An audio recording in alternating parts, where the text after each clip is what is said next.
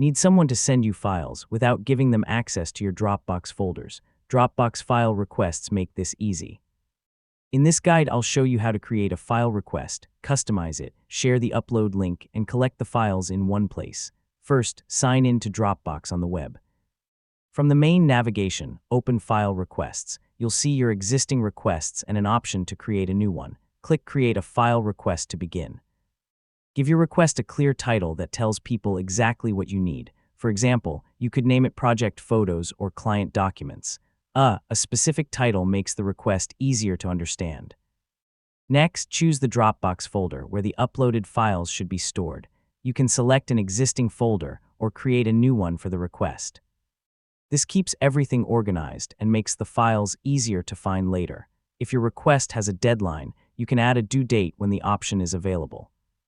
This helps contributors know when you need their files. You can also review the request details before creating it. Once everything looks correct, click Create.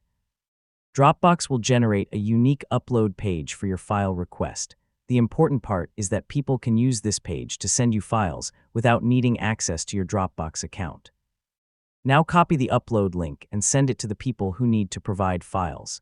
You can share it through email, messaging apps, or another communication method. When someone opens the link, they can upload their files directly to your request. After people upload their files, return to your Dropbox account and open the destination folder. The submitted files will appear there. You can then organize, rename, or share them just like other Dropbox files. Yeah, everything stays together in one place. And that's how to request files with Dropbox. Create a request, choose where the files should go, share the upload link, and collect everything in one folder. It's a simple way to gather files without sharing your personal Dropbox folders.